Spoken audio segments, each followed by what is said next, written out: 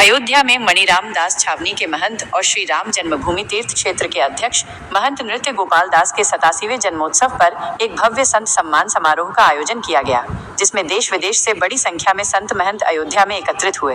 इस भव्य संत समागम में सभी ने रामनगरी से एक बार फिर हुंकार भरी।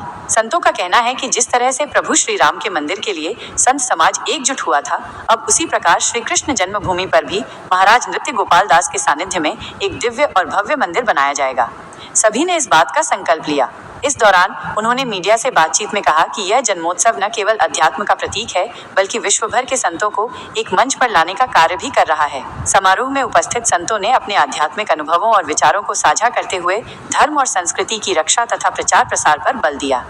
सोमवार शाम को मणिराम दास छावनी पीठ में आयोजित संत सम्मान समारोह में देश विदेश से पधारे अनेक संत महंतों का भव्य समागम देखने को मिला। इसके पहले जन्मोत्सव की श्रृंखला में उत्तर प्रदेश के मुख्यमंत्री योगी आदित्यनाथ, डिप्टी सीएम ब्रजेश पाठक और केशव प्रसाद मौर्य के साथ साथ नेपाल की पूर्व उप प्रधानमंत्री सुजाता कोइराला जैसे गणमान्य अतिथियों की उपस्थिति ने इस महोत्सव को विशेष गरिमा प्रदान की।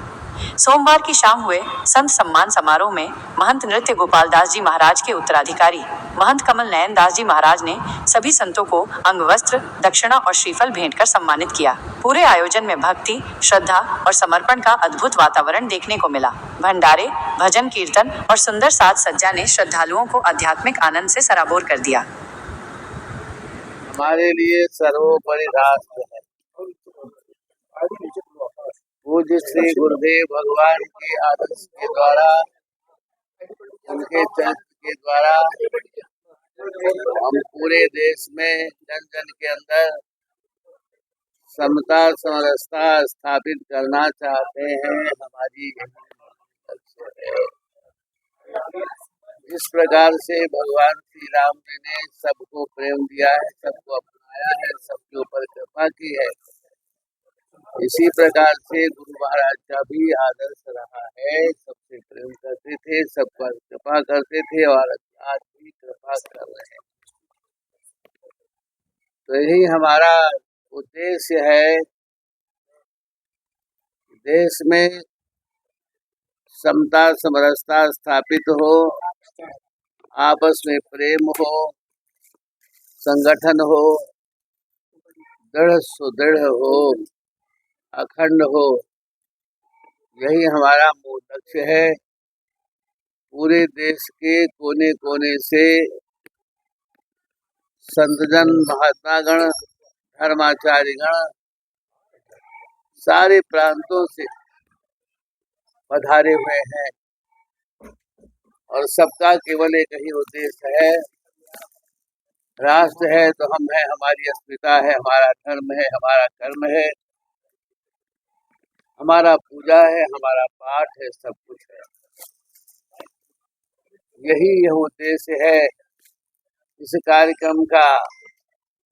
पूरे देश से गुजरात, मध्य प्रदेश, महाराष्ट्र, उत्तर प्रदेश, राजस्थान, हिमाचल, पंजाब, सारे प्रांतों से महापुरुष पधारे।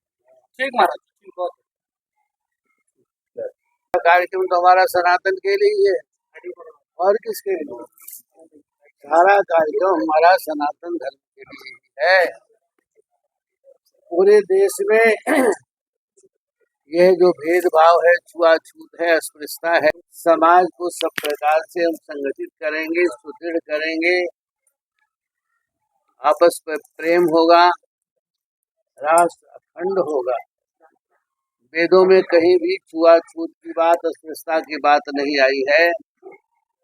इसीलिए हमारे यहाँ भी कोई भेदभाव नहीं होता है। इतना बड़ा क्षेत्र चल रहा है, औषधालय चल रहा है, सब कुछ चल रहा है, लेकिन कहीं भी जात पात का भेदभाव नहीं होता है। वेदों में भी कहीं भी अस्पृश्यता की बात, छुआछूत की बात, भेदभाव की बात नहीं आई है। सनातन धर्म का मूल लक्ष्य यही है। जी महाराज के जन्मदिन की बहुत बहुत बधाई है। इसी प्रकार 108 वर्ष कम से कम हम लोग बधाई देते रहें, ये हमारी मनोकामना। इस बधाई के उपलक्ष्य में देश की जनता से निवेदन करना चाहता हूँ कि जल्दी से जल्दी भारत हिंदू राष्ट्र बने और हिंदू राष्ट्र बनने से पहले समान नागरिक संहिता लागू हो, जनसंख्या नियंत्रण कानून लागू हो, ये मेरा निवेदन है। आज धर्म संसद में क्या होगा? धर्म संसद में महात्माओं ने पूज्य नृत्यगोपाल दास जी महाराज का अभिनंदन किया और भगवान से प्रार्थना किया कि 27 हो, मैं तो चाहता हूँ 108 आयु कम से कम हो। महाराज जी, बहुत ही पावन अवसर है।